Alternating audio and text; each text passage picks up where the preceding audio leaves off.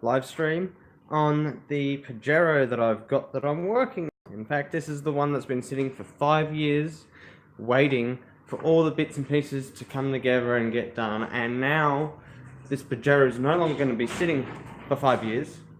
It's actually going to start going together, which is awesome. Hello, Mum, who just arrived. How'd you get that in here? I pushed it. With no wheels? I put the wheels back on and I pushed it. Are you filming me? No, I'm filming me.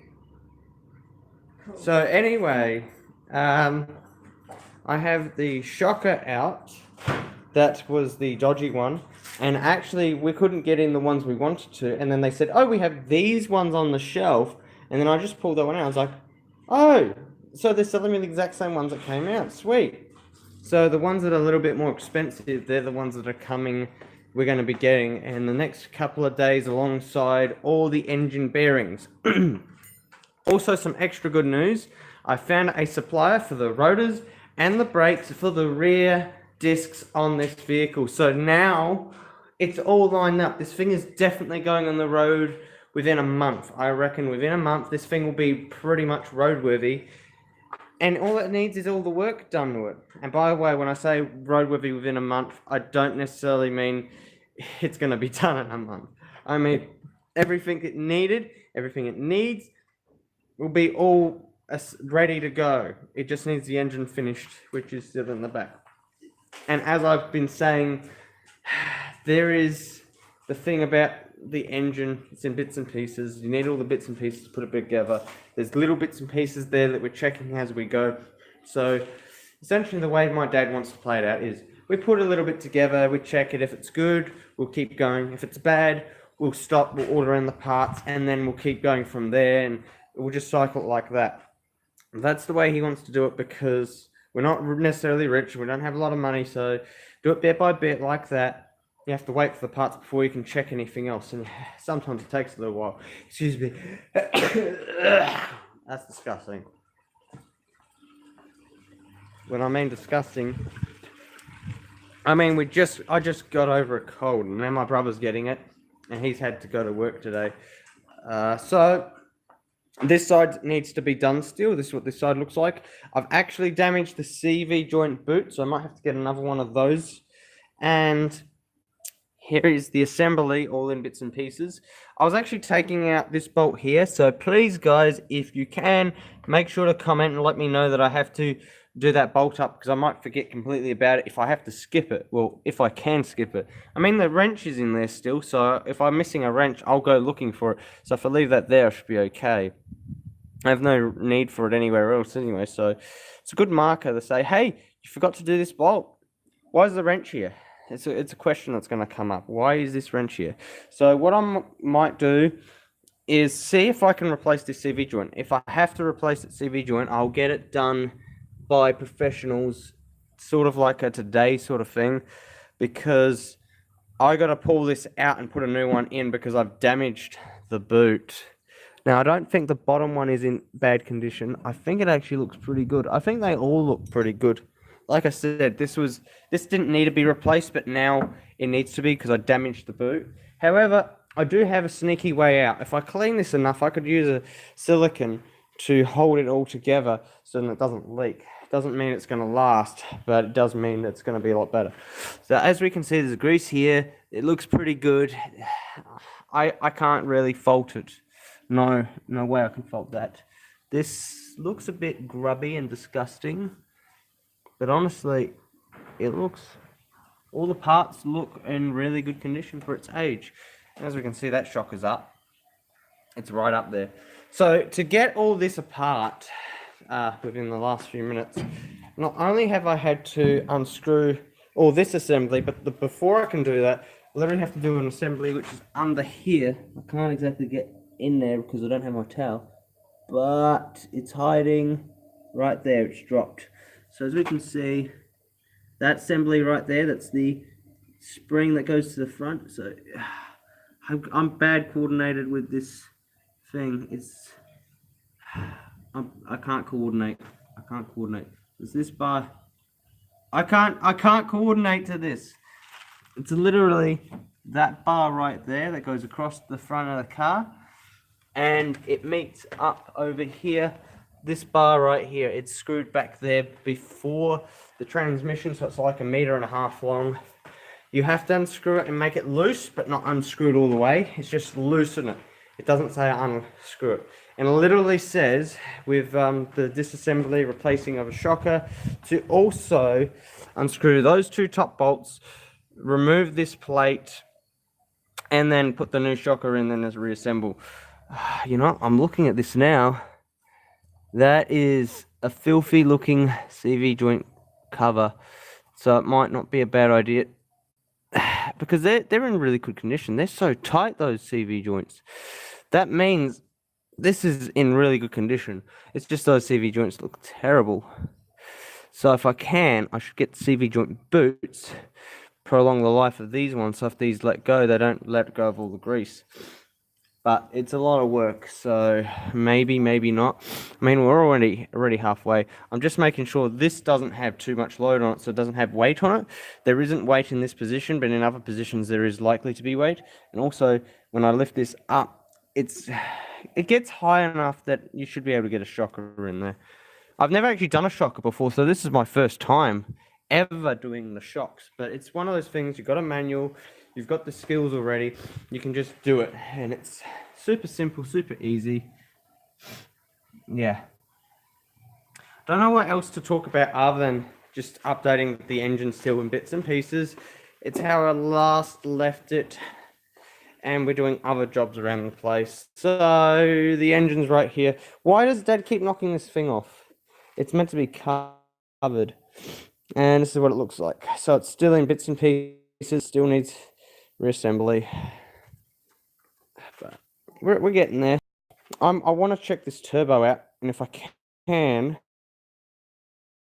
maybe get a new turbo, because this one feels dodgy. I'm so tempted to go to a turbo place and just get them to check it out. Actually, checking things out means you should check everything. That's actually not factory. That's actually been cut. This was the factory plate, it would be different, but this has been cut. Someone put something else in there, 13 PSI. That is a lot of boost that someone put through this engine. And whether the engine could take it or not, I have no idea. All I know is that looks like a manifold gasket. I was going to say head, but no. Other than that, guys, there's other stuff to think about. I found my Hylamar. But the last thing I want to mention, like, we got lots of little projects to do around here, and it takes time. We've got pigeons in the backyard. You didn't get to see them. But yeah, my dad's been working on this. I helped him a little bit by going shops. He's literally got to weld this all together, because this is just sitting here. It's not welded. And the reason he's got to do that is because, as you can see, all the structural stuff in here is busted. It's taking a lot of work and a lot of effort and energy to get a lot of stuff done. I'm letting Dad do this mostly because it's his problem. That's one thing. But also, the reason there was all this tape here and he pulled it down is because it was in his way. And the reason I put it there was because someone needs to take action and do something about it. I actually picked up the second pole that was on the ground. I'm using on the Pajero right now. So I'm hoping to have that Pajero done ASAP, because ASAP being, if I can afford to, I want it to be done, because I want another project out of my face. I don't want to hear any more things about parts all over the place and mess. That thing's in bits and pieces. There's plenty of mess around here for just a Pajero. I mean, just about all these tables have Pajero, Pajero. You know, it's one of those things where you want to just get things done at this point, so there's more room. Because everyone's telling me to clean up, and look, it's all messy, and it's so hard to clean up when you don't have nothing to help you sieve through stuff. You can't just throw it outside and then pull it back in, because it doesn't really always work. You need to spend time filtering through things and putting things where they're meant to go. Like, I literally got these drawers up here to sort things out. Dad said he put parts in here, I think, or something he put in there. Or maybe it was his one, because he's got one as well. And it's out here, electrics box. He's essentially turning that into an electronics box. So with the electronic stuff, I was thinking about making up a board, making up some poles, and then just putting the rolls onto those little poles, and maybe having different types of wire on it. It's not something I have to take super seriously because, I mean, how many cars am I going to have to wire up? Not really many. You just buy what you need and then do the rest. It's not something I'm going to go crazy about. I do have my spare rocker cover gasket if I need it. I'm thinking about, if I can't get brake pads, can't get rotors for this car, I should just get the rotors I need now and then buy 2 sets of brakes, and then if we wear out the brakes we can replace them just straight away and then order in another set. Sort of do that so you have one good set on the car, one good set to the side. When this set wears out, put these ones on, order in another set, so you've always got a backup set to go in case you can't get them. That way, when you can't get brake pads anymore, it's either time to get rid of the car or start working towards getting another rear end where you can get the parts for it.